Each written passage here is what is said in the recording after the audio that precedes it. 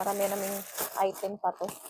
So, ito naman guys is dress for my baby.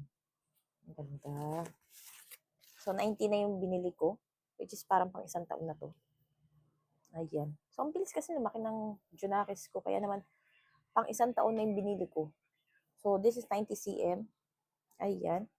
So, ang kanyang, tela niya is, may pagka-presko. So, stretchy. And may collar na siya. Ang cute, diba? Ang cute ng design. So, this is 90 cm pang 1 to 2 years old. But I really think nasakto lang to sa anak ko. Kasi medyo may kalakihan ang babae. Ayan. So, yan siya. So, may ibang kulay din to, pero ang ganda lang ng pink. So, yung mga ibang damit kasi na anakis ko, kagaya ng mga pants niya, is parang to kung nasa kanya. So, ang bilis ng panahon, ang bilis niyang lumaki. Kaya naman, ang adjustment ng mga damit niya is pang 1 to 2 years old na. O kaya yung mga 9 months pataas na. So, yan, ang ganda. Kaya yung mga ibang dress na binigay ng mga ninang niya talaga, na akala ko is magagamit niya pang 1-year-old niya. Hindi, nagagamit niya na talaga ngayon. And kita niyo naman to. Ang ganda niya itong lakad-lakad talaga, guys. Diba? Ayan. Hindi ko alam kung mapapansin niyo. Medyo, may pagka-net-net siya na design. Ayan.